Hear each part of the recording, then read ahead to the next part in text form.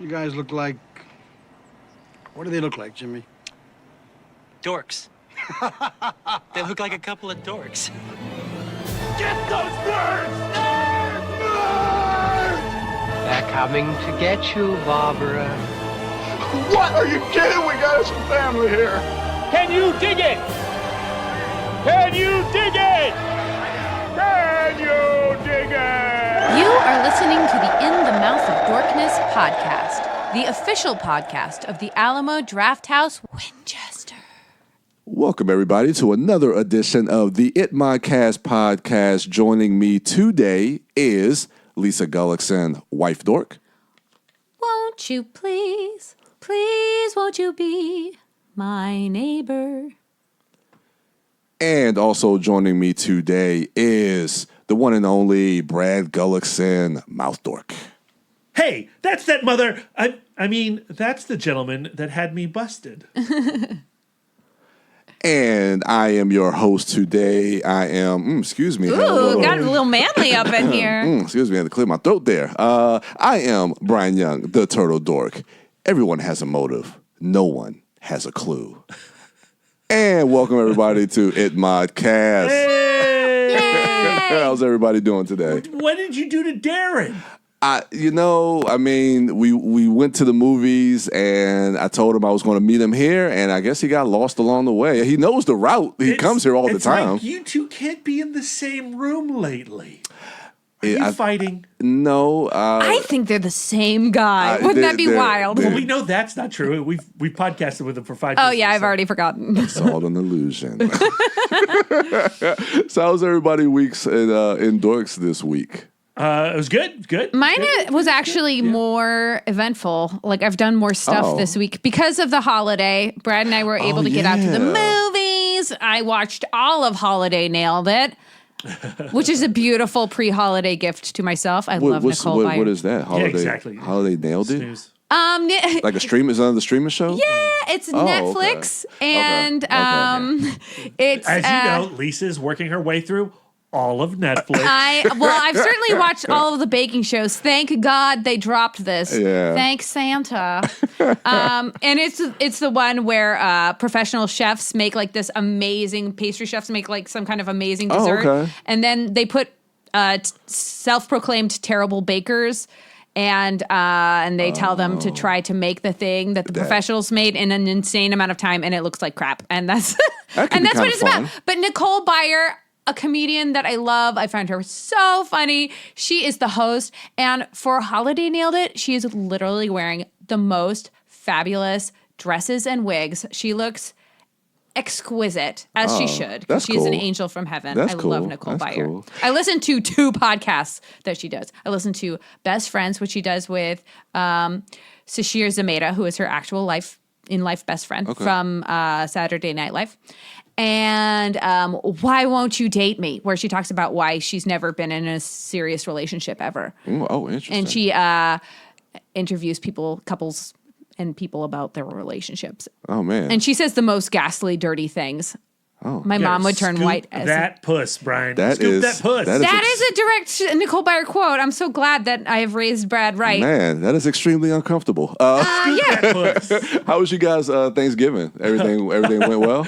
I scooped a lot of mashed potatoes and sweet potatoes. Oh, okay. You didn't No scoop puss, those. no. Scoop No, those. I Okay. scooped Thanksgiving is not a romantic holiday. Nobody's getting laid on Thanksgiving. No. Well, yeah, you're right. You're right. You're just like, Food I'm could full of be gravy. Well, yeah.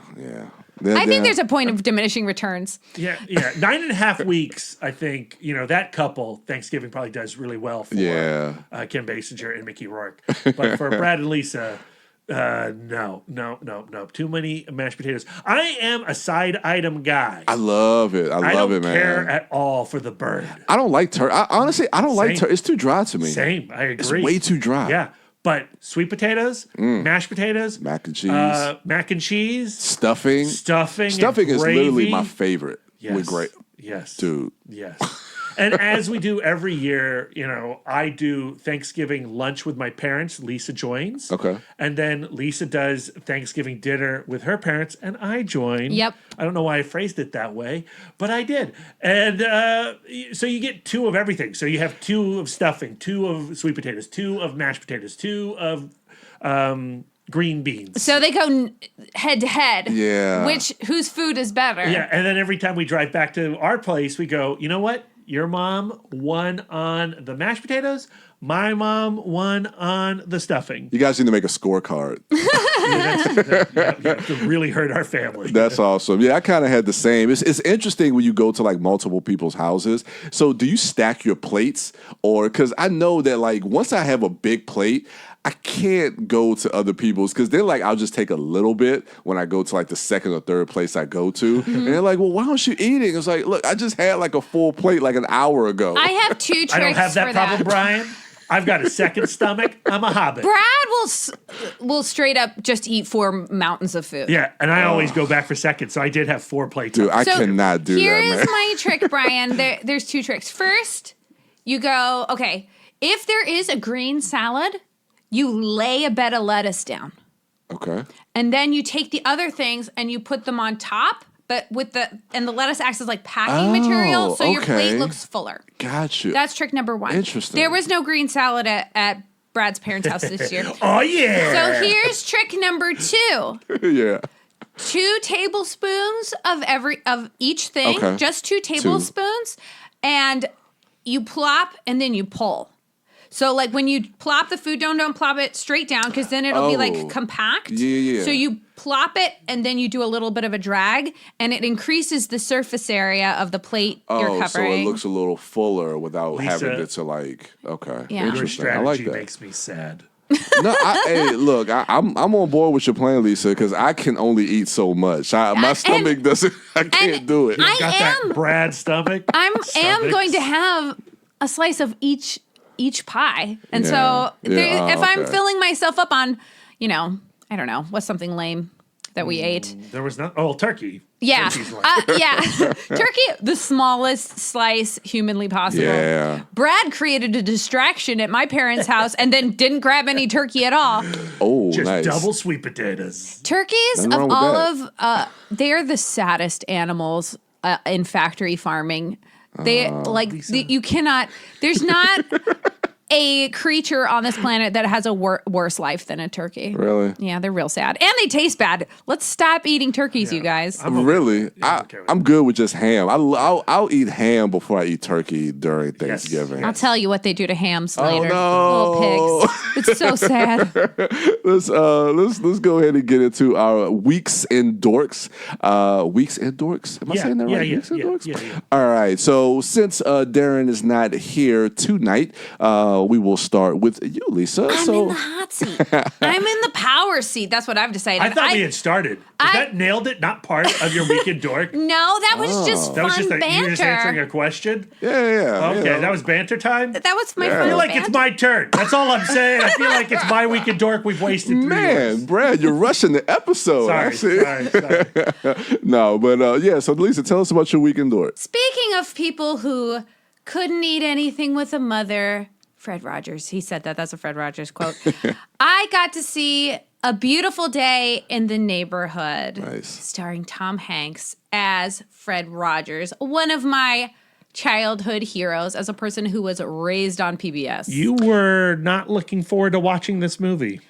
I definitely had my reservations because there's this thing with biopic movies where the image of the actor begins to replace the image of the actual person. And especially with Fred Rogers, he was a guy who did not believe in any kind of advertisement towards children. Yeah. And he didn't believe in like the proliferation of his image or his ideas marketing wise. Yeah. Fred Rogers is not ubiquitous like Sesame Street. Like Fred Rogers, like Mr. Rogers' Neighborhood existed at a time and it can never really exist a show like Mr. Rogers' Neighborhood could never exist again. Right. So I feel like young people coming to see this Tom Hanks movie are going to begin to conflate the two people, especially considering that Tom Hanks is considered the nicest person in show business since Fred Rogers. I don't think that's necessarily going to happen to Fred Rogers in the same way that it might happen to other, like, I don't know, like when Gandhi. you think of The Doors now, I think about Val Kilmer. Val Kilmer. Right? But that's because I saw The Doors at an impressionable age. And well, shit, I'm disproving my own point. I guess kids who see this who have never experienced Fred Rogers may now only think of Tom Hanks's face. But we can't make movies that way. But I didn't want that to happen in my mind. Well, no, but it makes sense though if you think about because now I'm thinking about a conversation we had before we went on air about the Irishman because there's a point of context in there where they talk about young people don't know who Jimmy Hoffa is. You ask them who Jimmy Hoffa is, they don't know. So I do think there is a generation coming up now that if they were to see this movie, they would conflate the two. But here's the thing. They wouldn't know about Fred Rogers. So documentaries like Beautiful Day in the Neighborhood, or not documentaries, films like Beautiful Day in the Neighborhood and documentaries like Won't You Be My Neighbor help keep his memory and his mission alive. Yeah. And there's so much archival footage and the show. So I think there is a lot of stuff to show you that, okay, this is the real person here. And if we're going to get Mr. Rogers confused with an actor, better Tom Hanks than say, Dom DeLuise. Why did Dom DeLuise come in my head? I don't know. I'm really contributing well to your Week in Dork, Lisa. You may continue. But I found that the film really did capture the influence that Fred Rogers had by telling this narrative about how he changed the life of an individual. And so it's not really a biopic like Dolomite is a biopic or like the Doors movie. I actually haven't seen it, but I hear it's a biopic. This is really the story between Fred Rogers and a journalist who in the film is called Lloyd Vogel. I'm saying it with Lloyd because before when we have a trash take where I called him Jeff like 27 times. His name is not Jeff. His name is Lloyd in the film, played by Matthew Rhys, who looks so much to me like the guy from Scrubs that it's distracting. What's his name? Zach Braff? Yeah, he looks like Zach Braff to me. They're twins. No, they're not. They look exactly the same. No, they don't. But the Matthew Rhys character, he is a journalist who is known for telling it like it is, and he's really tapping into his own familial angst to expose the ugliness of everybody he interviews.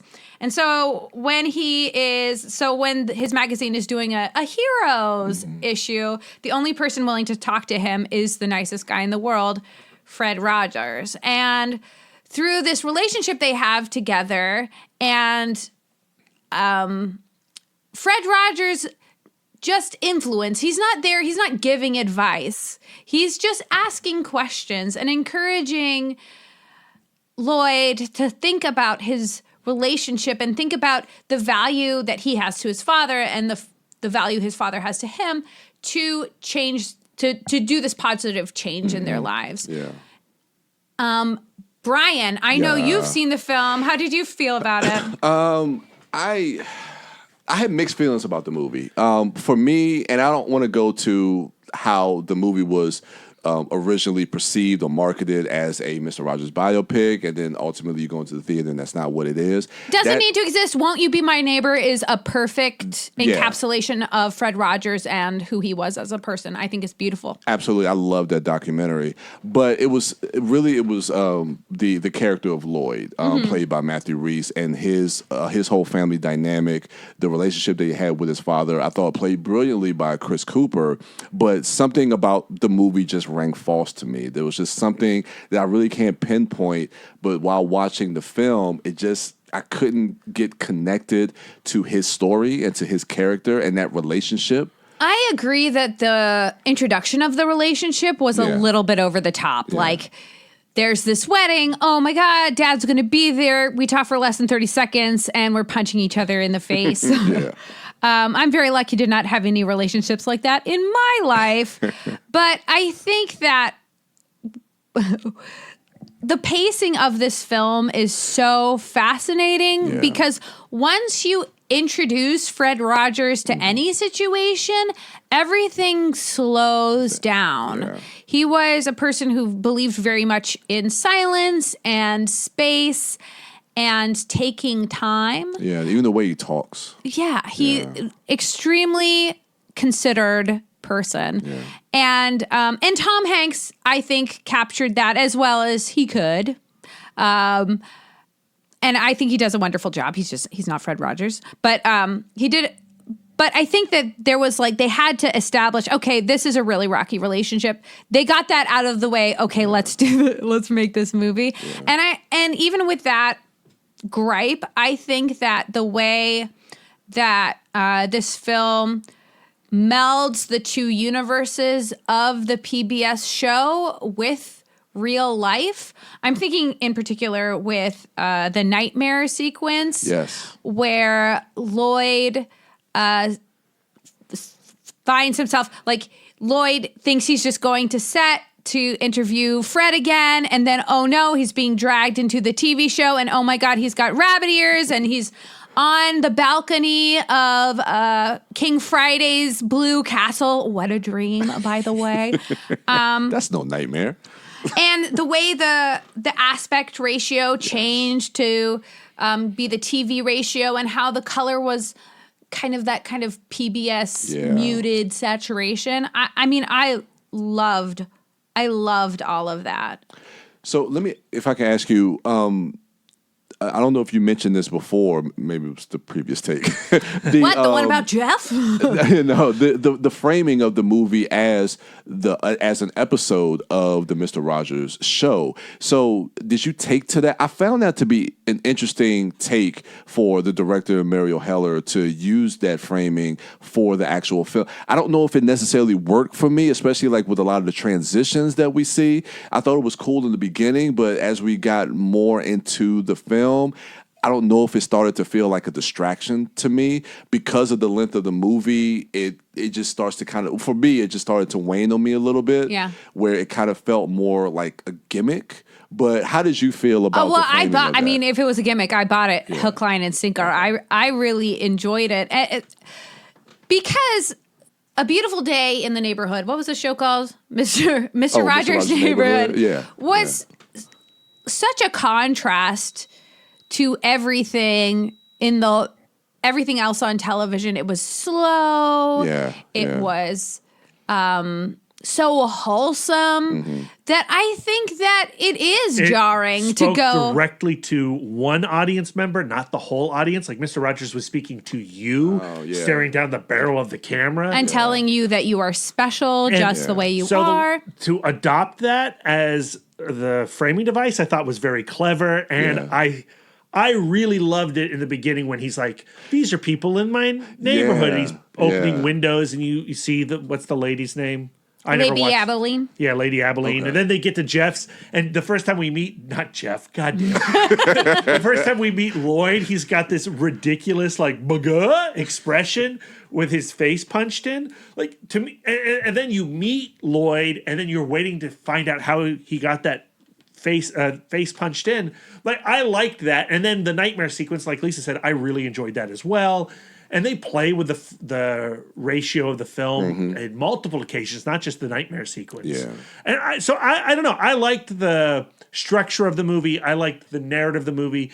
And I liked how it was, Lloyd's story was there to show you how Fred's mission of empathy was a mission. It was a mission. It took work. And there's that one moment where Lloyd finds himself talking to Joan, who is Fred Rogers' wife.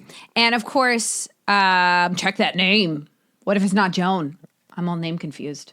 It doesn't matter, Lisa. Yeah, or maybe I think it was Joe. Either Joan or Joe. But, okay, but he finds himself talking to Mrs. Rogers, and It's Joanne. damn it, I am batting so poorly today.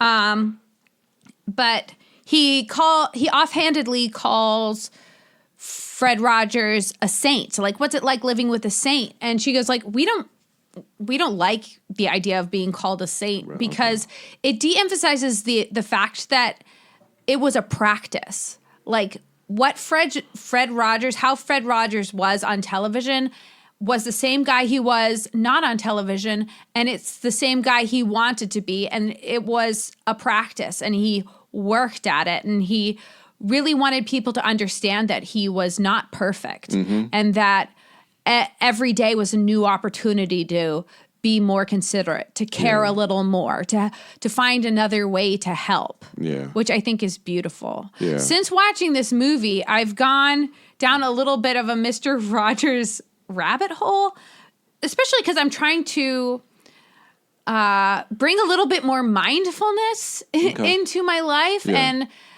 trying to be more compassionate, trying to be more caring, and trying to worry less about myself. As a person with an anxiety disorder, I'm thinking about me 24/7. So the first book I downloaded, I downloaded 2 audiobooks. One was very short. It was like $7. And it is called, I should have brought this up before. I don't know how to use my books. Oh no, I'm not scrolling. Never mind. I can't find it. It's because I finished it, and so now it's off my page. Oh, okay. So I listened to one where it was just like little phrases, and Fred Rogers would read the phrase and then talk about it. And it was really about parenting and like how you should treat a child. But I was like, I could apply this to myself. I need to parent my inner child. Yeah. She's out of control.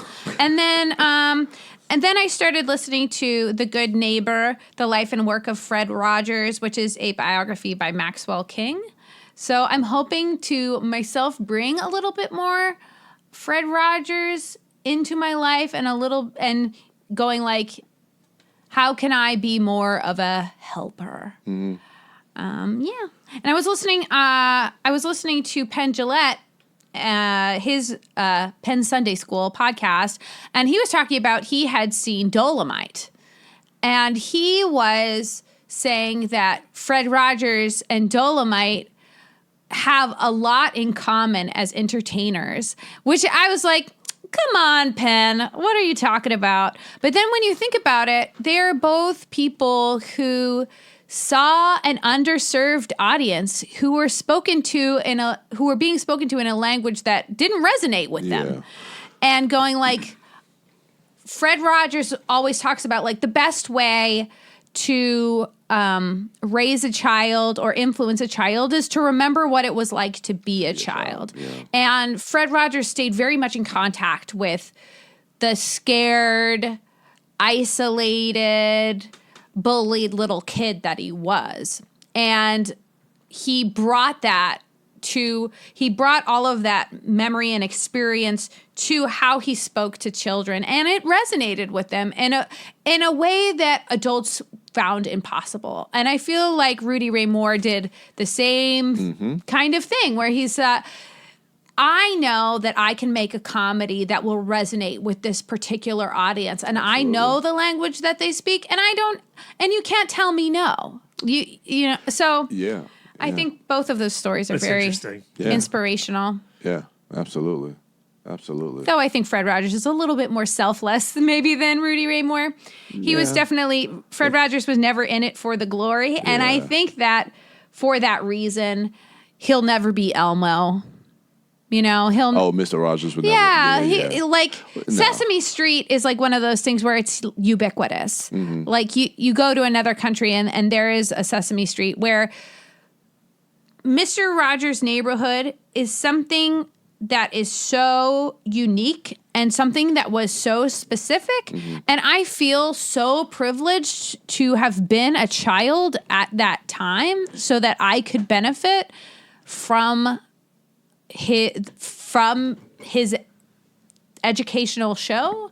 And I want to see his legacy celebrated. And I want to see his ideas continued. Absolutely. Into the next generations. And I just don't find Daniel Tiger as good without Fred, the animated TV show. I was just going to bring that up. Yeah. So his production company lives on in Daniel Tiger and one other show. I can't remember. But I mean, when I was at my sister's house in Michigan, I watched a lot of Daniel Tiger. And while it does have some of the same pacing ideas, though, I would still argue that it's much faster. And a lot of the same emotional maturity type lessons. It's no Fred Rogers. It's just not the same. Yeah. Just don't have that dynamic. You can't go home again. Yeah, I mean, Three's a Crowd is not the same as Three's Company.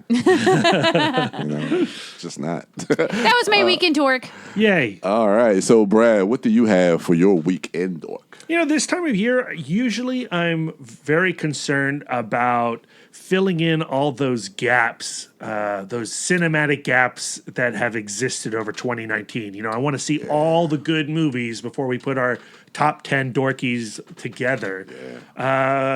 And I should be watching High Life, and I should go watch Transit and these flicks that I missed, but I haven't been. I've been feeling very nostalgic. That's why Beautiful Day in the Neighborhood was like right up my alley, because I've been watching a bunch of Christmas movies to get prepped.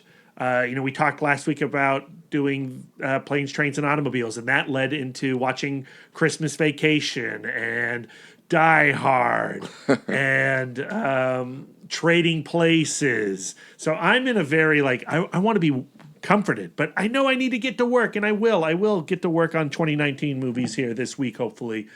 But the films that have been bringing me joy have been films like I Come in Peace. I rewatched that Dolph Lundgren classic. Maybe. We talk so much about, is Die Hard a Christmas movie? Yeah. We got to get off of that question. We got to get back to, is I Come in Peace a Christmas movie? And the answer is yes. It's set around the holiday season. Christmas tree lots are being turned ablaze by alien drug dealers and alien cops come down to Houston.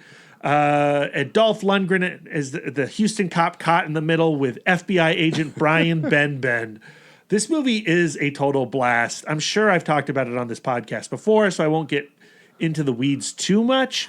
He put this on directly after watching Die Hard, and I fell asleep towards the end of Die Hard, and I woke up kind of groggy during this film, and I was like, I didn't know they made a Die Hard sequel starring Dolph Lundgren. Well, this is the first time ever that I've watched these two movies back to back. They're both Joel Silver productions, and they have the same vibe. Vibe and look, And while I Come in Peace is certainly not as successful as Die Hard, it's trying to do similar things with this extra added sci-fi weirdness on top. Those alien bad guys, or the one alien bad guy and the one alien good guy, very strange characters. I can't believe this movie ever got greenlit. A lot of cocaine must have been blown. Is that what we do to cocaine? It was that time. You vacuumed? It was that time. Yeah. Anyway, it's on Stars. That's how I watched it. Oh, okay. So you can stream it there, or you can have the Shout Factory Blu-ray. I highly recommend it. I did watch a couple more 2019 movies. I was there with Lisa to watch A Beautiful Day in the Neighborhood. Lisa and I also went and saw the new Bill Condon movie, The Good Liar, with Ian McKellen and Helen Mirren. That movie's tonally wild. Really? It is totally wild. Really? It's like... Is it like a fun romantic comedy, but like the punchline is rape? No, Lisa, spoilers. What? But I mean, you kind of see a little bit because it seems like I think Lisa was having way too much fun with these characters in the beginning. I would not call it a romantic comedy.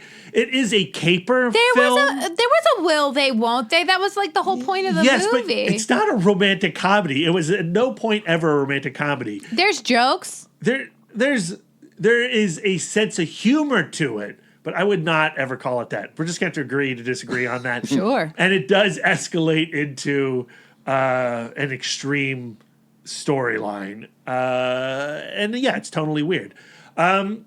I enjoyed it fine. I think it's better than Bill Condon's last Ian McKellen movie where he was Sherlock Holmes. And I loved watching Ian McKellen and Helen Mirren together. They're great so together, fun. And it's totally worth watching just There's a for moment that where they reason. scrap, and it's like great. Yeah, there's a good scrap moment. I love Helen Mirren. Yeah, she's So good. hot. And she's so good in this movie, Brian. Man, I'm about to check this one out. I would recommend you watching it. But, 3 stars. 3-star Okay. movie. I watched the Child's Play remake this morning. Gotta fill in those gaps. Gotta fill in those gaps. I just wanted something light while I cleaned the apartment. What's weird about watching the Child's Play, having just recently watched Brigsby Bear, is, Mark Hamill's the voice of Brigsby Bear that's right. and Chucky. Yeah. And all I saw while watching this movie was Brigsby Bear. Ooh. And then at the end of this film, and I'm going to spoil like a development, in the new Child's Play, the corporation that is producing these products, they are AI, right? They are like iPhones in doll form, and they can connect to your TV and your Roombas and your lights and your air conditioning and all that stuff, and they can control drones to killer effect. And there's a new model coming, Buddy Point 2.0 is the blonde version, not the ginger version. That's Chucky. And then there is a Buddy Bear. So at the end of the film, when the toy store is when Chucky, he is hooked into all the buddies in the toy store. There's like an armada of Buddy Bears, and it's an armada of Brigsby Bears. Oh wow! Fun. This movie it's ridiculous and much more cartoonish than the original film. And the violence is very in your face, literally. There's a sequence at the end of the movie where, not a mall Santa, but a mall buddy. He's like a guy dressed in a buddy costume. He has his neck slit underneath the costume head, and when the costume head comes, right before he goes on stage to meet a bunch of children, he has his neck slit. And so he stumbles out to the kids, and then he takes the hat off, the buddy head, and his neck explodes in blood into a little girl's face. And the camera keeps cutting back to this girl who's like 5 years old, covered in Caro syrup, covered in blood. What? And she's just screaming. And I was like, this movie's great.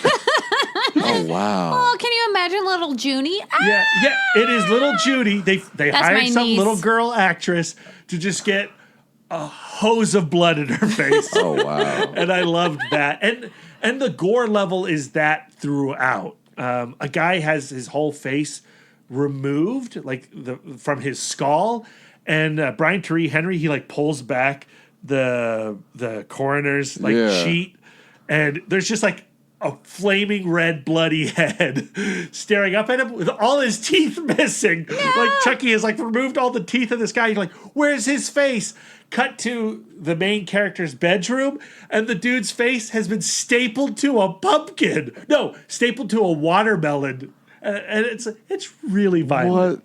That's nuts. Okay. So if you're looking for a really violent update to Child's Play that is goofy as hell with Buddy Bears, I recommend it. And then, Aubrey Plaza is the mom character. She's also ask how not she was. particularly interesting in it. She's fine. Okay. Brian Tyree Henry has better moments than she does, but he's barely in the film too. Okay. Yeah. The highlight, I've told you what the highlights are. Those moments. Okay. There's a scene where, because it's the setup is way different than the original. In the original, a serial killer's soul goes into the body of a doll. The plot of this is the film opens in Vietnam at the factory where these things are being made, and the factory foreman goes up to a Vietnamese worker and it's like, "You got to hurry up, stop daydreaming," and he slaps him.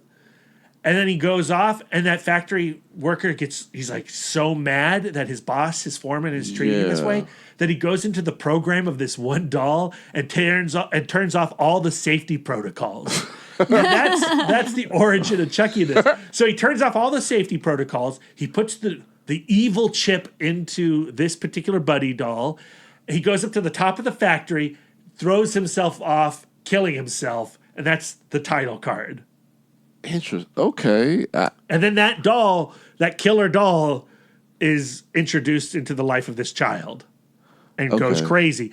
And he's learning. Like, his safety protocols have been turned off, but he's an AI and he's learning. And he hangs out with these kids, and they're all watching Texas Chainsaw Massacre 2 together, the Tobe Hooper film. And they all see that these kids are laughing to Bill Moseley cutting people up and Leatherface tearing faces off of people. And when he sees these kids laughing, he's like, these kids like it when people get murdered. So I'm going to do like Leatherface. And I'm going to cut. I do not think Fred Rogers would approve. Yeah.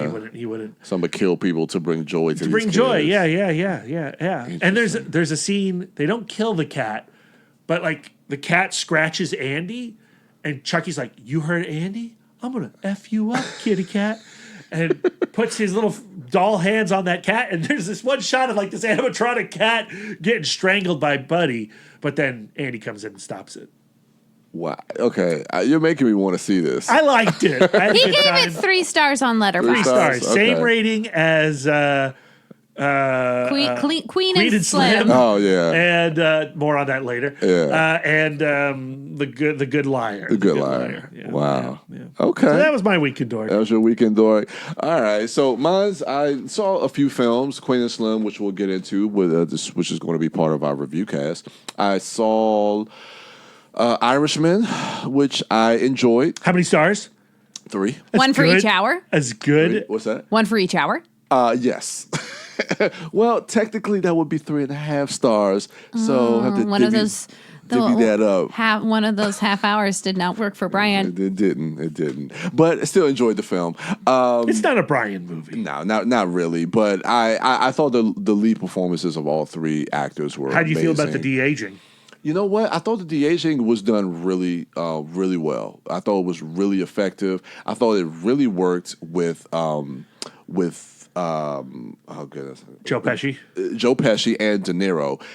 Not necessarily Pacino so much. I don't know if they did a lot with him, but as far as like going through the course of their lives, because Al Pacino as Jimmy Hoffa comes into the film an hour into the movie. So that first hour where we're with Joe Pesci and Robert De Niro and seeing like how they met and seeing Robert De Niro as a truck driver and a lot of those different scenes, you get a lot more of them with the de-aging. But I thought a lot of that was done really well. Yeah, there's some shots that don't work for me. And I feel like De Niro's eyes are way too blue at certain moments. Okay. But the benefit of having the same actors playing these characters over their entire lifetime, I appreciated. And is it any more, like, does it require any more suspension of disbelief than if you went and hired, a 20-year-old to play that character, right? Yeah. You still have to use that suspension of disbelief when you meet, Robert De Niro in Godfather 2 versus Marlon Brando in Godfather 1, right? Yeah, so, it's. Yeah. I really liked Joe Pesci's performance. If you see him in a lot of even of his other Scorsese movies like Casino and Goodfellas, I mean, he really plays like that loud, aggressive type. Even in his movies like whether it's Lethal Weapon, like Home Alone. Kids or Home Alone. So to see him kind of play kind of like this more sympathetic, understated performance, I really took to that, and I really found myself connected to his character a lot throughout the course of this film. You realize that we have not seen him in a long time, and that's a 18, bummer. Yeah, I think they said it was been 18 years since his last movie because he literally was retired, and Scorsese brought him out, and I think gave one of the best performances, and I think he should be nominated. I would love to see him get nominated for. I also really liked Al Pacino. Yeah, we was talked good. about it a little bit before we hit record, and I know you weren't as in love with Pacino as I was. Yeah, but I loved his Hoffa. Yeah. I thought it was really good, but it's a sprawling story that covers so much. I mean, you talk about just everything with Jimmy Hoffa and the Teamsters, and then going to JFK and his assassination, and Cuban Missile Crisis, and all these different things, and how the mafia may or may not have been involved in a lot of these different things, and Frank Sheeran. I mean, it covers so much. It's sprawling. So it's dense. And so, but it's good. I definitely will say that it's worth watching. So yeah, that's on Netflix now. And the interesting thing that I liked, and did you see it on Netflix No, or in theaters? I watched it at the Alamo. So after the movie, they have like this extra like 23 minutes. It's like a conversation with all four of them. You have Pacino, De Niro, Pesci, and Scorsese, and they're kind of sitting around like in this like restaurant booth, and they're just talking about like their history working together, the making of the movie, and stuff like that. And which is weird to me that this is the first time Al Pacino has worked with Scorsese, and Scorsese talks about that as far as like the first day working with Pacino was the day that he's sitting with his family when they see that JFK has won the presidency. And so they talk a lot about that, the de-aging. And that was fascinating because, like, for me, I love listening to filmmakers talk about film, whether it's actors, producers, filmmakers, whoever. I just love hearing them talk about the process. And I found that to be fascinating. That actually made me appreciate the movie a little bit more. So if you see it on Netflix, let the credits play, and it'll go right into this 23-minute conversation that you have with all four of them, which I thought was fascinating. But we'll get a little bit into what I wanted to talk about, and not a lot. And since it's part of my Weekend Dork, I won't get into spoilers because it just came out this past holiday weekend, which is Knives Out. This is the new film from Rian Johnson that has an all-star ensemble.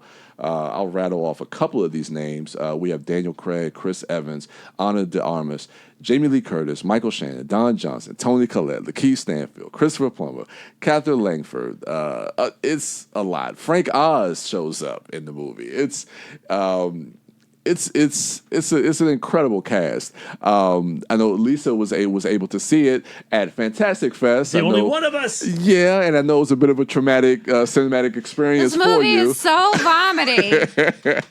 I made Jimmy very uncomfortable. Yeah. Jimmy Reed, new book coming out from Quirk Books. Bites of Terror. Bites of Terror. By the Reeds. Liz and Jimmy Reed. Yes. Plug. Cuddles and Rage. So now it's out in theaters everywhere. It came out this past Thanksgiving holiday. What'd you think of it? We all had a chance to see it, and I actually dug it. I think I may have liked it a little bit more than you guys. I think and I've heard talks about this going into the film, that this wasn't going to be like your typical whodunit movie, and you kind of know that once the movie kind of gets going, and that the movie does cover some socio-political themes, which I thought was kind of fascinating, the way Rian Johnson was able to tie a lot of that into it. But I found like how he takes, I'm trying to skirt around spoilers, but I like how he takes the whodunit idea and he really subverts that by really kind of letting you know within the first 30 minutes what exactly how it was done. How it was done. What events came about. Yeah, there's still an air of mystery that is revealed at the end of the movie, but it doesn't play out the way, there isn't like a one person there's a motive. It's not an Agatha Christie whodunit. Yeah. I found that disappointing. Really? Yeah, I did, because I was excited about doing the interrogation and figuring out. Okay. And when the formula was subverted, I was like, oh man, I signed up for this. Okay. And I agree with you. I was disappointed by that as well. I don't think I would have been as much if I found the character that we follow primarily more interesting. Okay. Yeah. And the disappointment of we really we have these amazing actors, but all of their characters are pretty one-dimensional. And the family. And there's nobody gets a sufficient amount of time on the screen. Yeah, I was disappointed by that. I felt like, it's such a great cast, and a lot of that interrogation sequence was in the trailer. Yeah. I don't know. I like pointing. I like how it puts a mirror up to this family to really show you the greed and dysfunction of this family. I mean, it is Rian Johnson's attack on entitlement in America. Yeah. Which needs to be addressed again and again. That. Yeah. And I think just the idea of being able to put that in kind of this murder mystery whodunit type of genre was really interesting, because when you hear about that, you're like, okay, how is he going to pull that off? And I thought he really pulled it off in that way, to be able to tell that story in that way. So I don't know. I found it. I found it intriguing the way he was able to kind of Part of me wishes that I could remove Lisa's phobia from the viewing experience, because even though I don't suffer from it the way that she does, because of my relationship of her, whenever that appears in a movie, especially the way it appears in this movie and how it's used as a plot point, it really annoys the hell out of me. I think there is something interesting to having someone in a situation like this, having someone with a tell. And that anticipation of will she, won't she, is very stimulating. But not for us. Not for me. It was too much. It was too much for me. Yeah. And I mean, and Daniel Craig, I mean, everybody I thought was great, but Daniel Craig, and I love like the end of this film and his performance. He has a great monologue, and just the way Rian Johnson is able to kind of not really manipulate, but how he weaves all of these things together, and just his performance with that accent and everything, and just the back and forth with him and the other lead actress. I guess we won't give that away. Some people may know. Yeah, I wouldn't. But just the back and forth, and almost like this cat and mouse, or like, does he know or doesn't he know, or is he leading her? Is he leading her on, or like these different? I like that back and forth with the two of them. So there's a lot of things that, and Rian Johnson has this movie feels kind of whimsical. It kind of has like that tone, like a little bit kind of fluffy. It's like more so in like looking at his other films, kind of like The Brother, which I love Brothers Bloom. Yeah. I think that's one of his underrated. Has more in common with Brothers Bloom than any of his other movies. Yeah, it does. It really does. Which I don't know. I really enjoyed that, but it's a movie I would love to go see again. I may check it out again, but yeah. Lisa Shahir. I know. I'm never watching it again. I'm sorry. It's okay. But I thought it was a great crowd that I saw it with. I went to one of the pre-screen advanced screenings that they had. I think that Friday before, and the crowd was. They loved it. It was a great crowd to watch it with. I think all our listeners should go back and listen to our Fistful of Fall anticipation and hear Lisa's excitement. I loved that trailer, and I still love the trailer. Yeah. I just it's so understandable. It's understandable. And the way it's like first thing in the movie, like you know, word on the street that you have a regurgitative reaction to blah blah blah. Yeah. It's like, oh my God. It's like literal like aversion therapy. Maybe I'm better. I'm not. I'm really not. It was kind of cool. I don't want to say it was cool to see Chris Evans play an asshole, because he looks like one. It feels right. But the thing is, it's like we know him as Captain America, and he's so great on Twitter. But he's played assholes before. Like if you look at Scott Pilgrim, if you look at even another teen movie or Cellular, he's good. It's all about how he Don't you say nothing about Cellular. Cellular's a great movie. He's a bit douchey in that movie. He's a bit douchey in that, but I love him in it. But he plays that role a lot, and he plays it well. Yeah. So, but it was cool to see him kind of shed a little, especially coming off of Endgame. Yeah. It's good to kind kind of see him shed some of that. I'm ready for a Cellular, not remake, a Cellular sequel. Cellular 2. Cellular 5G. Oh, yeah. Fun. So that was my weekend dork. So like we said before, our review cast is going to be Queen and Slim. So when we get back from the break, we will break down Queen and Slim. This is the new film written by Lena Waithe, directed by Melina Matsoukas, her directorial debut. Jodie Smith. Oh goodness, the lead actress. I am so sorry. Jodie Turner-Smith. Jodie Turner-Smith and Daniel Kaluuya star as Queen and Slim. Don't forget Bokeem Woodbine. And Bokeem Woodbine. Nobody forgets Bokeem Woodbine. Nobody. So yeah, we'll break all of that down when we come back from the break.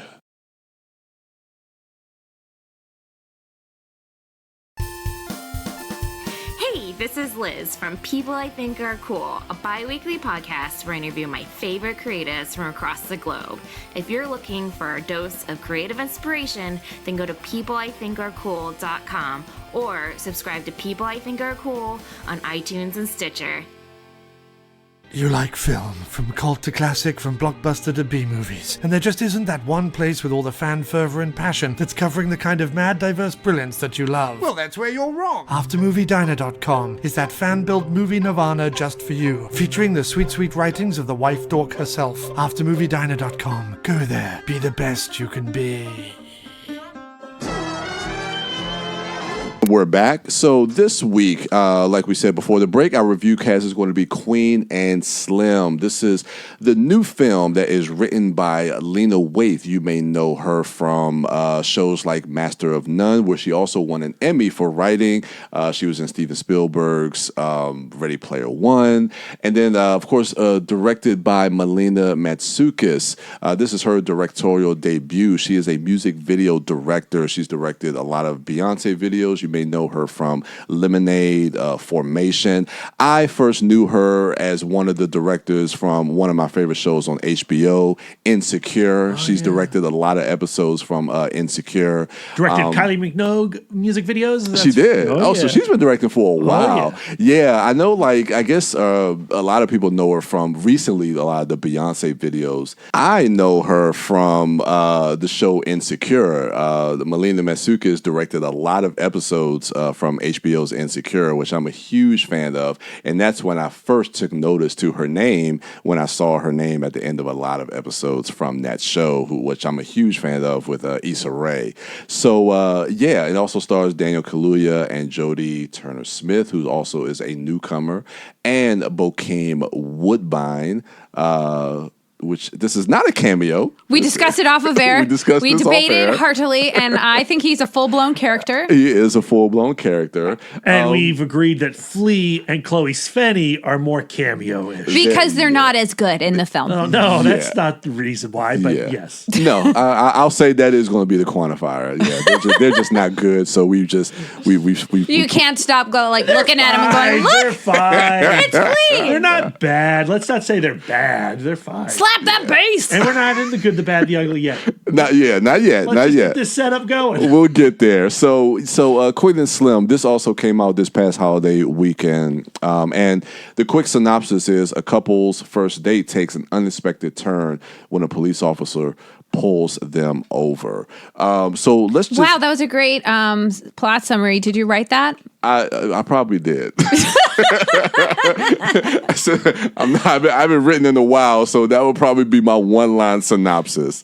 But no, they go on this Tinder date, and it's pretty much a Tinder date that goes awry. It's oh my God, understatement of the every year. Let's go awry. It goes awry. Well, it does to a degree because the way it's set up is the fact that the date is not going great. It's like saying Collateral is an Uber drive that went amiss.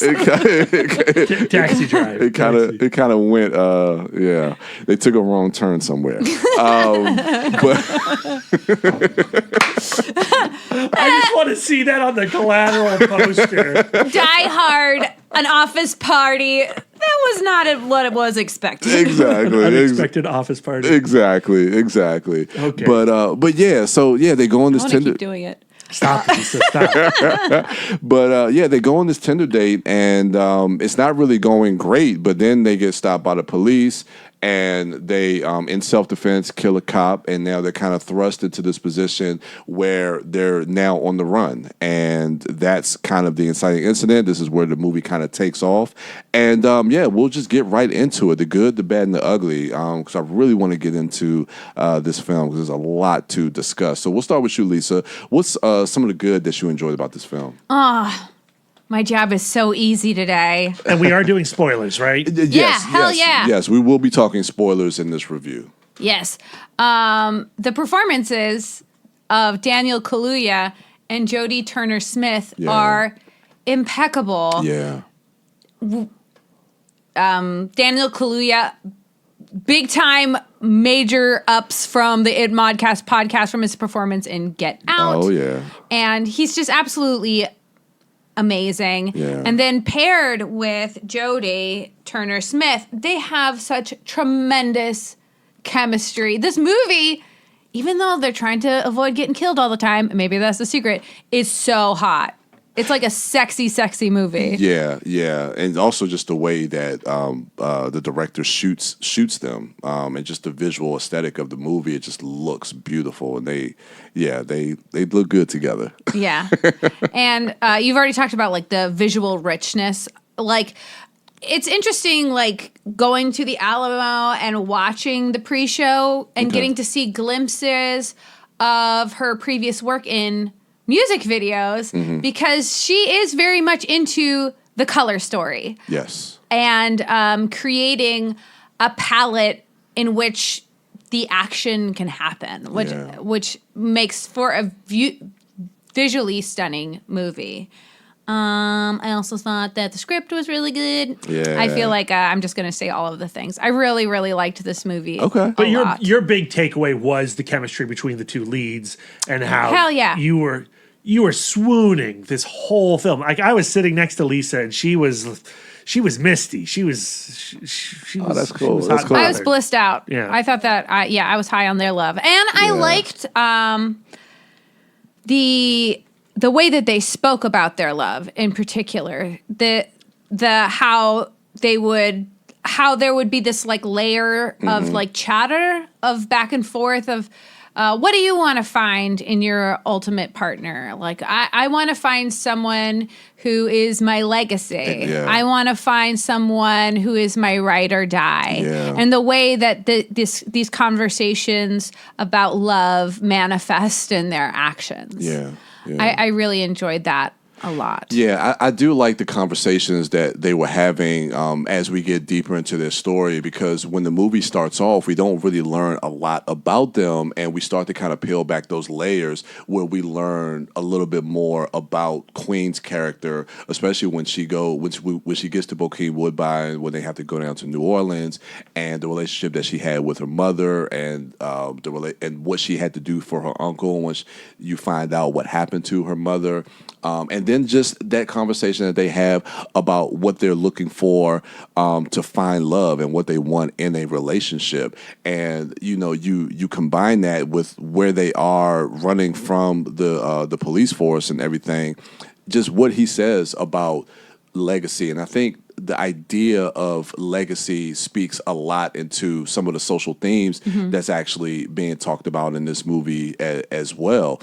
And even what she says about the things that she's looking for in her relationship, where she doesn't want somebody to fix her scars or to heal her scars, but to have her scars be there, but just have somebody that can also just be there to comfort her, to be there for her. But Somebody I don't want you to fix that. to not complete her, but to be the rock of support while she heals herself. Yeah. That was beautiful. I thought a lot of that stuff was beautiful. And I think that's a lot, what a lot of people are seeking, men and women. I think a lot of people are seeking that. And this movie, I think, is able to realize that in a real way. And I think that the device of it starting with a Tinder date.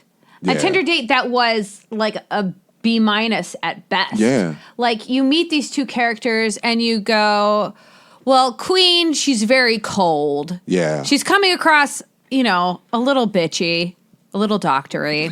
And he comes across as a little pie-eyed, a little naive. Well, and he thought he was getting a Tinder date. Yeah. He wanted closure. I wouldn't say that, but I do think that he expected more of a romantic atmosphere. Probably. And the way... and he didn't realize how bad the date had been going, like, until he's like, so what are we going to do next? Right. Like what I liked about the film is how it is a Tinder date that they do not connect on, and they don't connect as people until after this horrific event, until after the traffic pullover. Yeah. And how, the way that escalates into tragedy and horror bonds them and forces them into flight. And through the process of flight, they actually are forced to have a conversation. Exactly. And meet each other. Exactly. And going to that point as well, because I've watched a lot of interviews and things after this movie, because this movie has just stuck with me in such a profound way. And Lena Waithe, who we all know, and I'm assuming we all love Lena Waithe, she's amazing.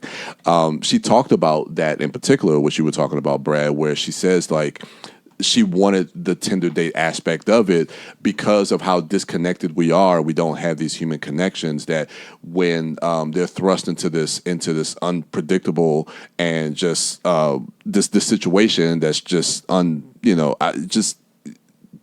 this horrific situation that it forces them to they have to throw their phones away so that no one tracks them, but it forces them to finally have a human connection. And she thought that would be interesting because outside, if this never happened, there was never going to be a second. They would date. never speak again. They would never speak again, and they'd just go back to their phone, swipe left, swipe right. But now they're forced to kind of get to know, like, let's get to know so who the you hell are. Is this person I'm on the run with? Yeah. Just the idea of going, like, because you see someone on Tinder, you go, I like their face. You see them in person, and this is all theoretical because I missed internet dating. Yay for me. But like within the first 10 minutes of meeting someone, you think you go like, this isn't going to work out. Yeah. And those 10 minutes, and then you can just like, then you just eat the rest of your dry salad and go home. Well, and then the other aspect of that dynamic is how it allows for the information to be doled out to the audience, right? Yes. So as an audience member, you really don't know who these people are. They don't know who each other is. So the film slowly reveals backstory of both characters. Yeah. And it feels organic to the narrative. You don't actually learn that much about Slim. You learn less about Slim, but you know... He had more of an ideal childhood, he had close, a better tight family. He had a better relationship with his parents, and that's what's important. Yeah. His relationship with his father. Yeah, absolutely. And they're never referred to, at least as far as I can remember, as Queen and Slim. No. And this is something else I want to talk about. And I guess we can go around. Or we can just kind of talk about this. But did you have any more good, or do you guys? Well, I think the only thing that I would also highlight in my good section is, while I think it is extremely well directed by Melina Matsoukas, I think we also have to give a shout out to the cinematographer Kat Radcliffe, who shot White Boy Rick and 71 and Pride and a bunch of British TV, Secret Life of a Call Girl and things like that. Nice. I've really appreciated the films that I've seen of his already, and I think he takes his art form to another level in his partnership with Matsoukas. Yes, absolutely. Because I think the visual aesthetic and the way they use lights and even the way they shoot a lot of the car scenes, Melina talked a lot about how it was difficult to shoot a lot of the car scenes because she wanted to do it in the way that would also play into their relationship, like in the beginning, like showing how maybe disconnected they were, because even after they shoot the police officer and they're on the run before they run into that sheriff, there's an interesting way that they shoot it where the camera's on the hood, but it's only shooting in their one direction where they're like in the corner of the frame. Yeah. So it's almost like they're alone, or they're trying to isolate them. Isolate themselves, but being in this close proximity. Yeah. So I like visually. Excuse me, I'm almost swallowing the mic. I like visually how she's shooting a lot of these different scenes. I think it's very interesting to do that as well. I want to talk a little bit about the conversation. This is going to go a little bit towards the end, but the conversation that she was having in the diner with Slim, because the reason she went on this date was because she had a bad day, because she's a lawyer and one of her clients is on death row and is scheduled to be executed. And I guess the death penalty is still legal in the state of Ohio. So 31 states. 31 still states. Legal in 31 states. In 31 states. And something that struck me and is still staying with me, like Slim asks her, he was like, was he innocent or guilty? And she's like, well, that shouldn't matter. He still has a right to live. And to me, that seems like that's what is the thesis of this movie, because that plays into the end of the film. And this is spoilers because they both die at the end of the movie. They get gunned down by the cops. And it plays into a lot as far as like what the perception of who these people were and how they were painted in the news. Because we don't know their names, a lot of like, when we get that news story at the end after they're gunned down and we learn their names, like I've never, like that, to me, that was such a gut punch. It's just like, wow. It goes to like when you hear about, you know, Eric Garner, Sandra Bland, or Philando Castile. It's like, you know, you hear these names and you realize like these are real people. And going to the part of like, you know, when he's talking about legacy and, you know, what is your legacy as a black man in America? Sometimes your legacy, sometimes your death becomes your legacy, or how you're painted. And sometimes, like, it was, for me, in the beginning, knowing that he was a God-fearing man, that she was an educated black woman, but then you hear the news report at the end where they were like, well, they were gunned down because they were armed and dangerous. These people were anything but dangerous, you know? They weren't even armed. They weren't even armed. Yeah. But it's it's the perception of how they paint these people. Right. Well, the movie, one of the strong themes is about the narratives being created. And every time we heard the news, it was, these people are loose, they shot a cop, everybody's on the lookout. But then there was the narrative that was rippling through the black community, which is, these people are heroes. Yeah. Something needed to be done and they did it. Yeah. If somebody was, you know, threatening my woman, I would shoot them too. Yeah. And this... Well, the cop shot her. Yeah, they did. Yeah. But I mean, if anything, the situation as it plays out in this film is much more extreme and dramatic than what you see in real life situations where people are just being shot while they're sitting in their seats. Exactly. You know, so like... Yeah. Yeah. And it just kind of, because, and I think, and Lena Waithe talked about this as well, is that she did this purposely, that she wanted that moment at the end when you learn their names, that her name was, I think, Angela, and his name was Ernest, that you wanted that to be a gut punch, because you want that to be, because these people could be any one of us. Like, I could put myself in that position. Like, anybody, any person of color, anybody that gets stopped by a police officer can put themselves in that position, because at any point your life can be turned upside down in just, you know, in just a moment, just like that,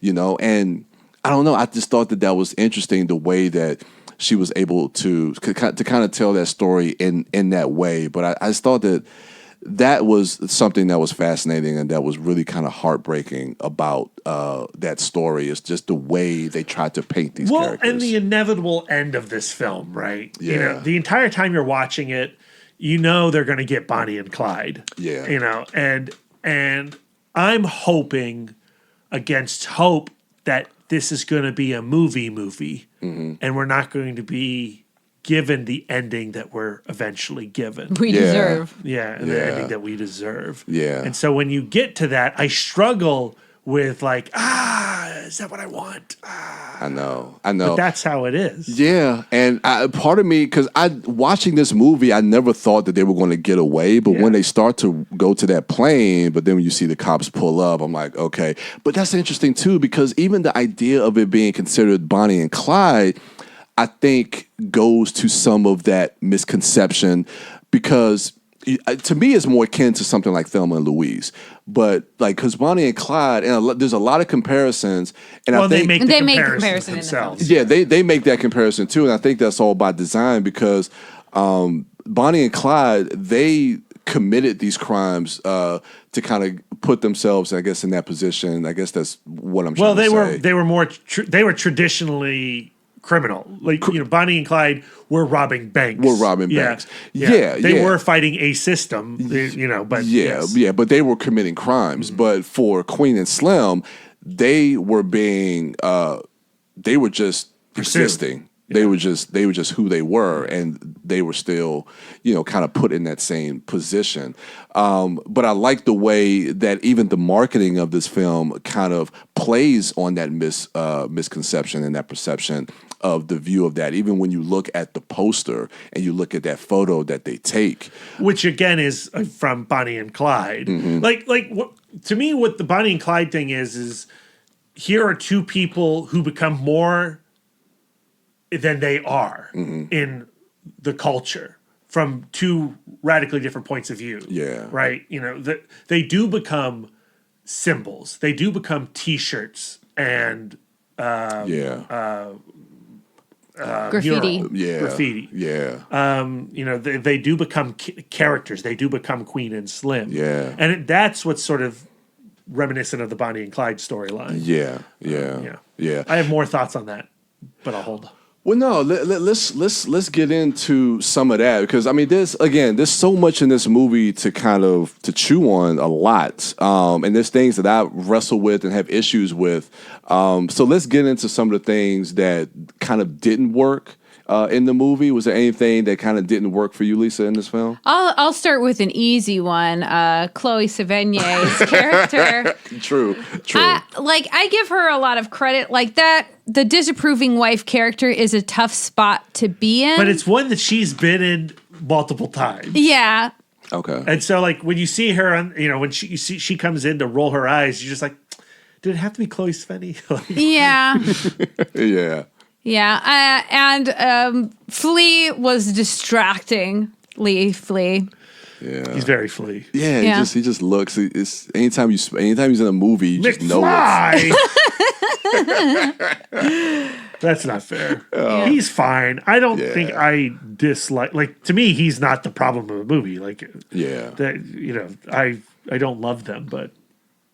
Yeah. Okay, well, that's mine. We're going around that circle. You can bring up that's your bad? The tougher stuff. That's your bad? I'll jump in on yours. I mean, I had some issues with a few directorial choices, and I'm still working out my thoughts on these moments. Yeah. And I could be convinced that this is necessary or of quality, but where I'm confused at how I feel are a few sequences. The sex scene intercut with the riot scene. Yeah, same. It's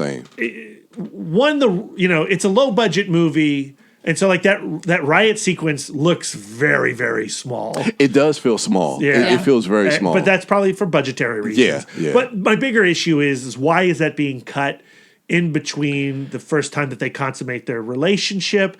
They are becoming the symbol, and so as they're having sex, their message is going out into the world and being taken up by others and used for different means. Okay. And so is it like they are giving birth together to their message in this moment, which then gets turned into its own little tragedy? It's weird. Yeah, because and that's why I feel like it doesn't all come. There's a lot of ideas that doesn't all come together for me, and I think a lot of it is encapsulated in that one particular sequence.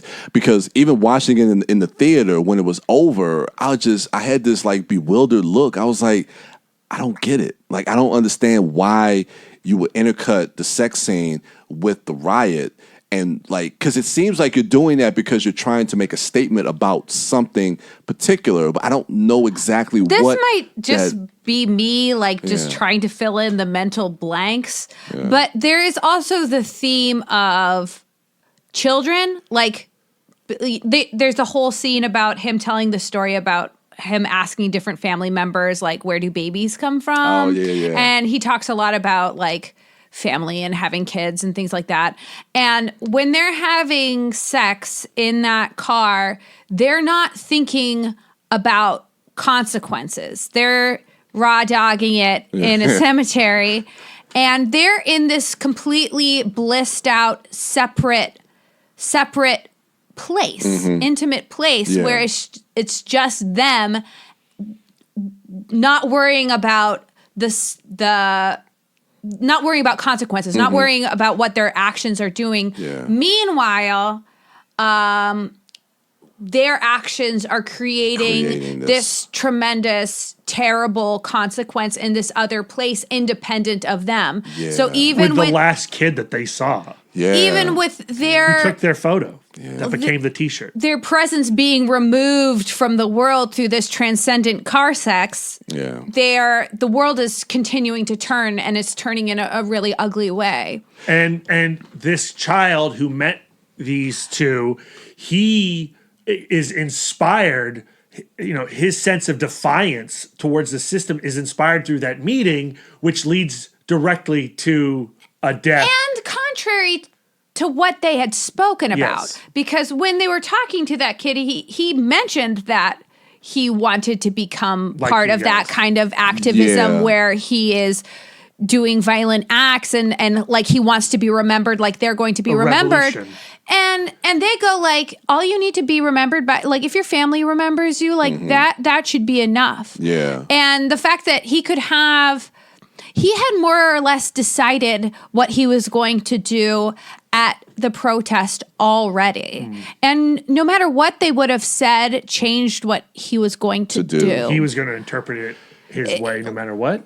That makes sense because I think the movie makes a point to show you that even with this act of killing the cop in defense and them going on the run, that action in and of itself has created this movement in the black community around the country that they're not even aware of. They're just trying to survive. But and in relation to something that is not true. Like it was a pure act of defense. Yeah, absolutely. It wasn't a vengeful act. Yeah. So like this kid was doing. Yeah. So I think you're right, because now that does maybe make a little more sense with the sex scene juxtaposed with that riot. And like you were saying, like maybe that is something that because they're separate from that and their actions are creating these consequences in other places, and maybe that was their way visually to show, like, maybe one birthing that.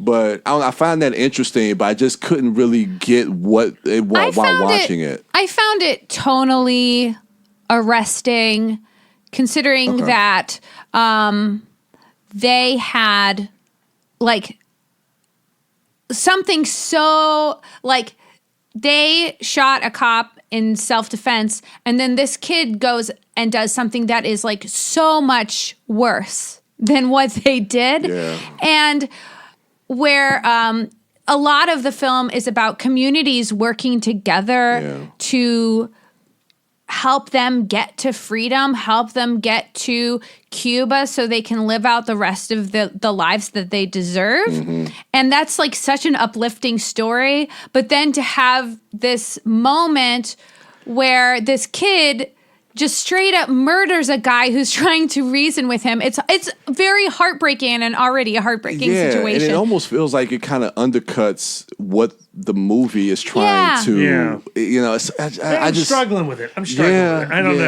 know. It's one of those things where I watch the film again and it can work for me, maybe. Or maybe it takes 3 watches. I'm not sure. I certainly think it's a film that I'll watch again and that I liked a lot about it. But I am, like you're saying. But the movie about that child, like if the movie was about that particular character, it would be an even sadder movie. Probably. Just awful. Yeah, probably. Sure. Anything else that you I'm also still working out the ending, where they are killed on that freeway. Not freeway, the runway. The runway, While it feels honest to what had been set up before, even if that's the case, I'm not sure I like the way it's directed or staged. I feel the same way, and it was weird. I don't want to use the word laughable because I'm just thinking about my experience. It's goofy. A little, I think about my experience she gets watching shot. it. Yeah, I love that moment. You say that because did your audience laugh? Well, you can hear you can hear this ain't because they laughed at the moment when he picks her up, but like when he gets shot. And the way she falls on him, it's weird. It's weird just staging. weird. The way it's just something it's a about goofy. it. It's a little goofy. Yeah, and unfortunate. Yeah, I know. You're like, yeah, but you gonna I think it was intended to be symbolic. Yes, it was intended to be symbolic, but it's a little goofy. Yeah, and I also think that it's dangerous to fall while holding someone, which I think can add to the awkwardness of it. So he kind of like wallops over. Yeah, because when he picked her up, I knew that they were. I was just like, well, how is this going to happen? Standing next to each other, it's not a strength issue. It's like a fulcrum issue. Yeah. She is like a full 8 inches taller than him. She's tall. She's tall. Yeah. But he's 5'9". But he feels in this movie he feels about 4'10". There's a moment in the movie where they're driving down the freeway and she sticks her body out and surfs the wind, right? Yeah. And then she's like, "You got to do this." Yeah. And then he does it, and we get a shot from behind the car as it's driving down the freeway, and the camera is keeping pace with the car until it stops and the camera holds and the car continues. And I'm like, oh man, fade to black right now. And I would love this movie. Now that movie is probably a little less honest, but that's the movie I really wanted as a movie fan. Right? Yeah. And when it continues beyond that shot, every moment after that shot, my enthusiasm for the movie dwindled started to go. Bit. Yeah. So much so that when the names are revealed in the news footage, I didn't even pick up on that, Brian, until you said it here on the podcast. Really? Okay. Yeah. That was like one of the big things. Like once they said it, I was just like, wow. So I think it's also crazy that she caught bullets first twice. She is like always. Oh, when she got shot. Yeah, like her being injured is always like his motivating. Yeah, it's a little weird. Yeah. But like it's just I don't know. Lady, keep your mouth shut. But that's awful. But to your point, Brian, it is a kind of film that I want to work out and wrestle with. Yeah. I watch Child's Play and I'm just like, whatever. Yeah. That's a movie. I watch The Good Liar, whatever. But Queen and Slim, it's so artfully done. Yeah. And it's so well considered. Yeah. And so well acted and shot and edited. That you want to work it out. You want to make the film great for you. I know. And I think that's the great thing about, on the Scorsese, the great thing about cinema. It creates these conversations. It creates these things that we wrestle with, things that we love, but we don't connect with every part of it. But it's something that it stays with you. And this movie, although it didn't hit me when I watched it, like leaving the theater, but I cannot find myself I can't stop thinking about this movie. The best review that we could give of this movie is when we were going to record this podcast, the original plan was Knives Out was going to be our review cast, our main topic. We know I put the kibosh on that. Sure. But I think Queen and Slim is the more interesting movie. And clearly we had more to say about it. It's evocative in that it evokes conversation. It evokes thought. Yeah, it really does. I do have a couple of bad things that did bother me in the film.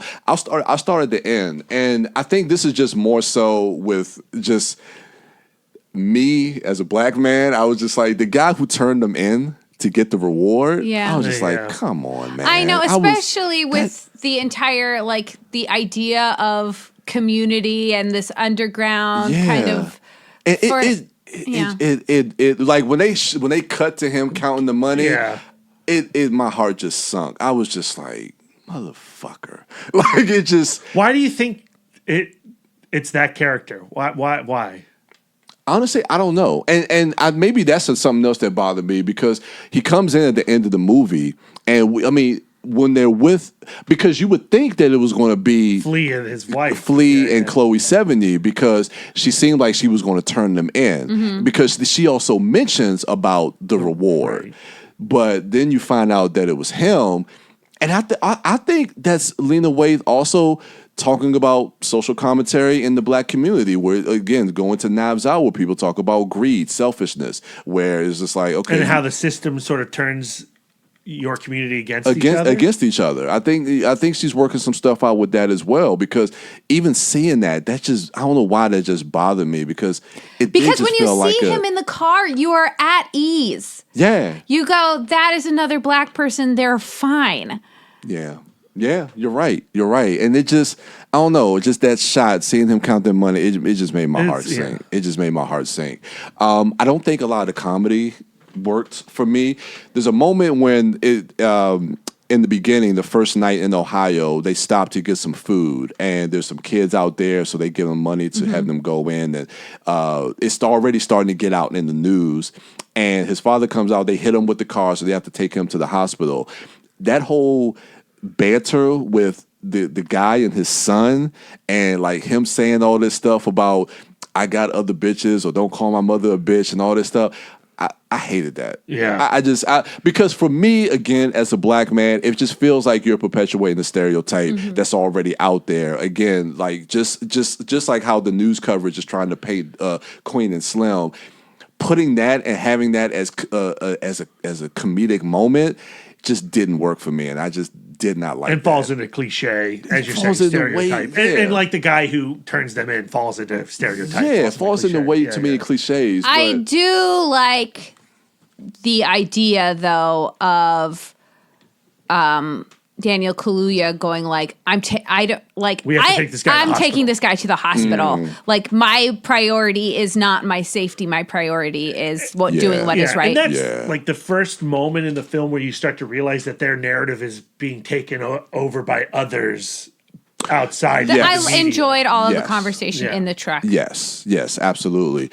I guess we can talk. I have issues. Well, we'll get. I'll talk about this before we get to Bocaine, because this. You had Bocaine issues? No. Well, more so with the comedy, but I like Bocaine. There's some good and bad things that I like about him. But it falls into cliche also. Yeah. Bocaine Woodbine as the New Orleans pimp with his hose. But the weird thing is, pinky ring fights. While all that was going on, I really liked that story that was being told. Me too, and I thought Bocaine was great, especially learning some backstory about his character through Queen, knowing that he's a former Iraq veteran, and the war kind of messed him up, and knowing that he accidentally killed her mother, which was his sister, and her as a lawyer. That was her first case to try to get her uncle free. That's wild. And that's the reason why he owed her. So there's a lot of history that was there. Excuse me. So I liked a lot of that. And again, I just love seeing Bocaine in anything. Even just seeing him last year in Overlord, because I just recently rewatched Overlord on streaming, and just seeing him in those little roles. I just think he's always been a fan of that dude. Yeah, he's just fun to watch, man. Ouch. He's just fun to watch. But some of the contrivances I didn't really, even with the pullover with the cop.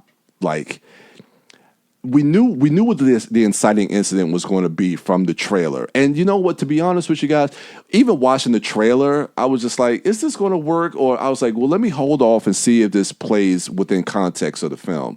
But just the way the cop was acting, the reason he pulled his gun, and then also you had the dash cam footage that shows that it was self-defense.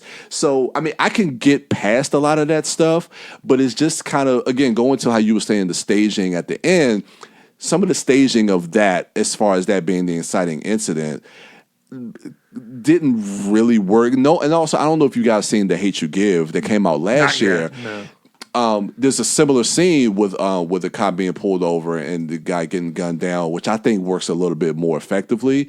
But I don't know, it just felt a little contrived, and also the scene with the black cop letting them go. I mean, I don't know, like, if it's necessarily like reflective of most of the cases we're seeing in the news, where this, like, the cop in this film was a menace. Like, he was going after black people. He was. Where he was. The way I've kind of, like, where it's just like cops are going out with this inherent bias and with their heart rates way too fucking high and just freaking the fuck out. Yeah. And that's why they're shooting people. I think that would be more akin to what's happening in the news. To get to a road movie, to get to this movie, they need to have a struggle, and they need to have self-defense, right? Yeah. Because they need to escape that scene. Yeah. And so once you go, I need to write a sequence in which they kill this guy in self-defense and have to flee.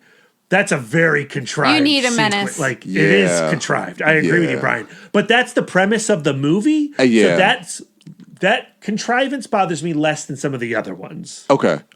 Well, the other one, I guess, is when they're at Flea's house and they have everything barricaded, and the black cop, and even before he lets them go, he has the other guy that's there is calling him boy and all these different things. So he sees them in the garage and then he lets them go. I kind of liked it. I like that scene, but that scene plays the reason it doesn't quite work for me, and it sounds like it doesn't quite work for you, is because we are not getting enough of the mythology on the TV. I feel like we need a little bit more of how they are being shown and how their message is being picked up beyond the riot sequence and the conversation with the father and son. I needed a little bit more of that. I think a little bit more of that probably would have gone a long way to see why along this journey people would help them out, trying to get to Cuba and trying to flee the country. But just those type of little things kind of bothered me in the film. So I guess we talked about Bokeem. I guess we can get to some ugly if there's any ugly. I think there's a lot of ugly. I think we've covered a lot of the ugliness. We did. And it's all reality. True. Very true. So yeah, man. I really wanted to talk about this film. So thank you guys for indulging. I had a good time talking about it, and it's certainly a film where, when I look at my letterbox and I see that I gave 3 stars to this, Child's Play, and The Good Liar, I go, Queen and Slim certainly should be 3.5. Yeah, at minimum. And I do want to watch it again, and I would watch anything by this director. And even with our little nitpicky things, I left that theater elated. I was totally jazzed by that movie. Absolutely. I think the score was done, but I don't know if this is a new composer. Her name is Devontae Hines, and I've been listening to it in my car, and it's a beautiful, haunting score. I think it's probably one of the best that I've heard this year.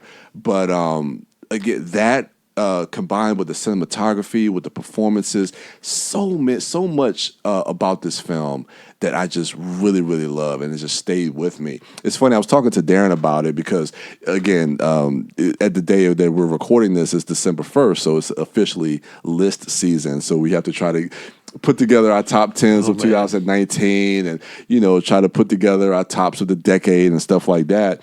And I gave this movie 3.5 stars, and I was talking to Darren, I was like, I don't know where I would place this as one of my top movies of the year, but I was like, I told him, I was like, honestly, even with all the issues that I have with the film, there's no other movie that has sat with me more than this movie this year.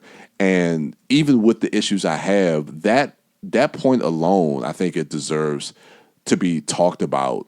For me, it's probably one of my favorite movies that I've seen this year. But I sometimes I can't get around the issues I have with it. Are you going to see it again before I think so. Dorkies together? I think so, because it's just it's just compelling, man. I can't get this movie out of my head. I just don't know why. But yeah, those are our thoughts of Queen and Slim. We in the ITMA definitely recommend you guys check this movie out. It's in theaters now. I hope you've already seen it because we spoiled the hell out of it. Yeah, you're right. This was our spoiler review. So if you didn't see it, shame on you. You should have saw it. But yeah, definitely go check this movie out. So we're going to go ahead and wrap up the show. But before we do, we got to do our plugs. Brad, so our friends over at Alamo Winchester. Yes. We've got so many cool movies coming to the Alamo Winchester this week. But of course, I want to highlight the stuff that's happening with Film Club. They are screening on Wednesday The Lighthouse, a film that we've all seen, a film that is... I haven't seen it yet. Oh, you haven't seen The Lighthouse yet? No. Oh, yeah. I missed it at Fantastic Fest. Yeah, and then I've heard mixed. I did not like it. Okay. Lisa did not like it, but we're promoting the Alamo Winchester, and people liked it. People liked it. I think it is maybe not as good as The Witch. Okay. But it is truly atmospheric, a one-of-a-kind movie. The performances from Willem Dafoe and Robert Pattinson are amazing in it. Gets yucky. It is yucky. It is. Lisa doesn't like yucky things. Yucky. But it is a movie that I would not want to put my top 10 list together without having watched it. Yeah. Psycho Cinema is going to be showing Daniel Isn't Real on Saturday, December 7th at 10:30 in the morning. That's a hell of a morning movie. Okay. I'm a big fan of Daniel Isn't Real, directed by Adam Egypt Mortimer. We had him on our podcast, the Itmod Chatcast channel. Go subscribe to that separate channel, please. And One word. Yes, Itmod Chatcast, one word. One word. Hard to find. And we are also going to be talking to Sasha Lane, the actress for Daniel Isn't Real as well. Okay. A quick 10-minute chat with her, but that'll be up on the podcast hopefully this week as well. Are you going to bring up Hellboy? Hell yes, I'm bringing up Hellboy. At least one question of those 10 minutes will be devoted to Hellboy. That's 10%. That's And of 10% course, of the interview. on Sunday, December 8th, we are having our own still awesome screening of Eyes Wide Shut, Stanley Kubrick's final Christmas film. classic. And it is a Christmas classic. 20 years later, it is a Christmas classic. You get to see, what's the name of the actress? Nicole Kidman. You get to see Nicole Kidman get her halls decked by Tom Cruise. Oh. That is true. Man, that's what they're calling it now? Yep. And before our still awesome screening, which is at 7:45, at 5 o'clock, there is another film club screening of the documentary These Amazing Shadows, which I would also highly recommend checking out if you haven't. Yes. Okay. All right. Definitely. Film preservation. It's Yeah. important. Yeah. These Amazing Shadows. So there's a lot of stuff happening out there in Winchester at the Alamo Draft House. So if you're out in that area, even if you're not, go ahead and make a trek down there and check out It's all worth the drive. Yeah, it's definitely worth the drive. There's a lot of good stuff happening this upcoming week. Brian does it all the time. It's like 2.5 hours for him. Yeah, it's just 2.5 hour drive. It's no biggie.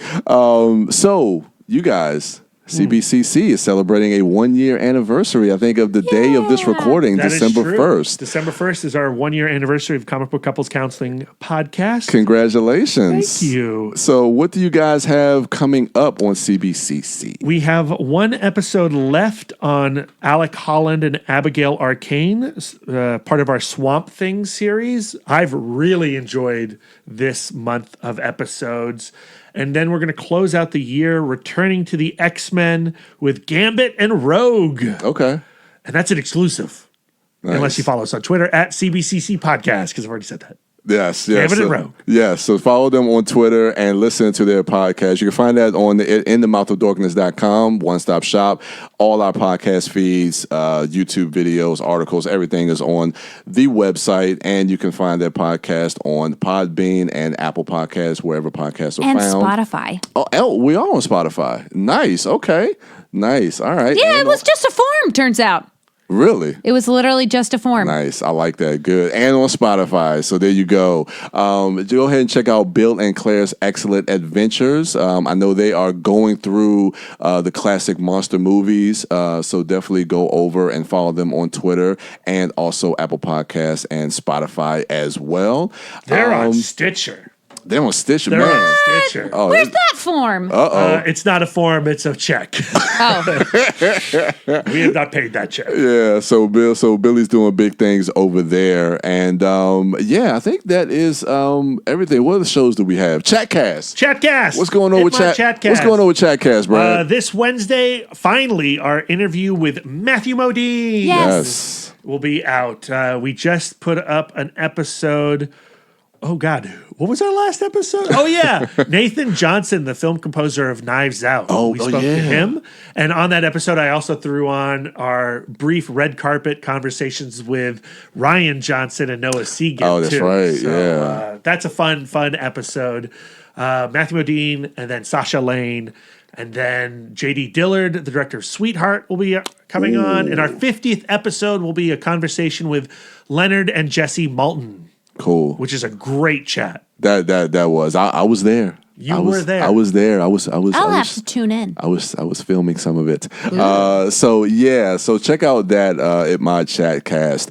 I guess that's going to do it for us. So send your thoughts and prayers to Darren. Thoughts and prayers. Thoughts and prayers to Darren. What am I going to do with the casserole I made him? I guess we're going to eat it. I'm going to eat that casserole. Yeah, I'll take some of that home as well. Too bad for Darren. Womp womp. You can follow Lisa at Sidewalk Siren and Baked Dork. What you got going on this week, Lisa?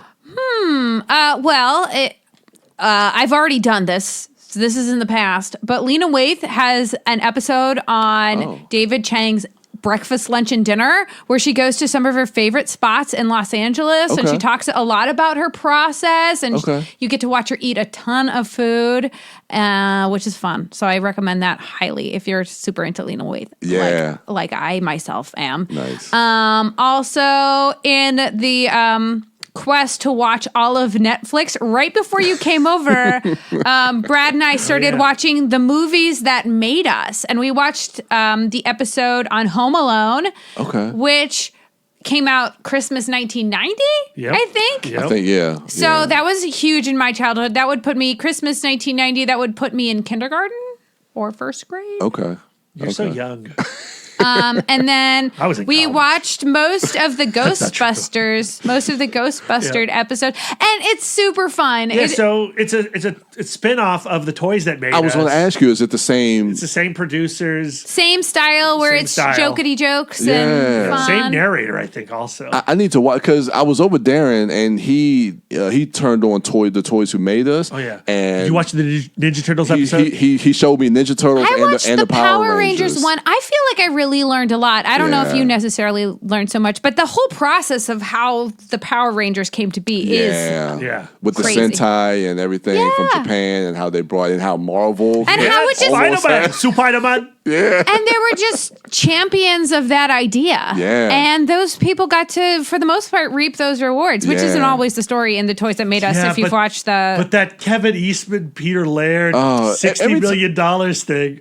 Man. I mean, I know they've kind of, buried the hatchet and everything, but every time I hear about their story, man, it's just so sad. But you know what I love about that, though, is the responsibility that Kevin Eastman places on himself. Mm-hmm. And I was pleasantly surprised to hear him say, like, dude, I was in my 20s. I didn't know what I was doing. That's my fault, not Peter's. That's a good person. Yeah. I was like, dude, Kevin Eastman, I love you even more. Yeah, he's awesome. He's awesome. So I have to check that out, the movies that made us. Okay, yeah. I recommend it. That's cool. Are there any films coming out that I'm excited about? Daniel Isn't Real. That's going to come out. Marriage Story on Netflix. Yeah, looking forward to that. Divorce. It's sad. That's about it. All right. And for Brad, you can find him at Mouth Dork on all social medias. Brad, what you looking forward to this upcoming week? Well, I'm going to start catching up on 2019 movies like I told you that I would. But I've been reading a lot of comic books. I could have, and I probably should have spent my entire week in Dork talking about comics. I am just loving that art form right now. And a lot of that has to do with the success that we've been having at the Comic Book Couples Counseling Podcast. Yeah. I am eating, living, and dreaming all things Swamp Thing right now. And Common. And Common. He's our love guru. Yeah, I'm not as obsessed with Common as I am Swamp Thing. Okay. Here is the Common concept that you can take home for free. What are you excited about? I want to tell Brian about this, though. Okay. So he uses the idea of building a love bridge.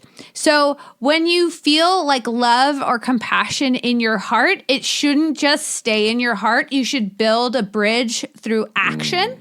Okay. So like say you are going about your day and you think about your mom and you feel love for your mom. That's an opportunity to build a bridge of action to your mom. Or you see someone on the side of the street panhandling, which we see a lot in our area, and you go like, you feel compassion in your heart for that person, that's an opportunity to build a bridge. Yeah. I love it. You can keep that. I That's like for that. free. You don't even have to listen to our whole CBCC episode, even though I recommend it. Okay. Because there's definitely. more to come in than just building bridges. All right. And Swamp Thing. And Swamp Thing. And Swamp Thing. All right. And follow the other members of ItMod at WB Dash on Twitter and Instagram, and at The Disco Dork on Twitter and Instagram and Facebook. I am Brian Young, The Turtle Dork. You can follow me at The Turtle Dork 1 on Instagram, at The Turtle Dork on Twitter. Brian William Young. Can't even say my own name on Facebook. I'm looking forward to, I guess, for me, maybe just Marriage Story. A lot of talk has been around that movie. It's coming on Netflix this Friday, and so I'll be watching that. And it looks like that will be our review cast for next week. The Black Widow trailer is dropping on Tuesday. Oh, I got to get ready for my reaction. I'm looking forward to that. Even though You got to do your facial warm-ups. You got to... I do get the cheeks and everything, and get the brows, get the yeah, because they got to go up. They got to go way up. That O face. So that's going to do it for us, guys, and we will catch you all next time on ItMod. So until next time.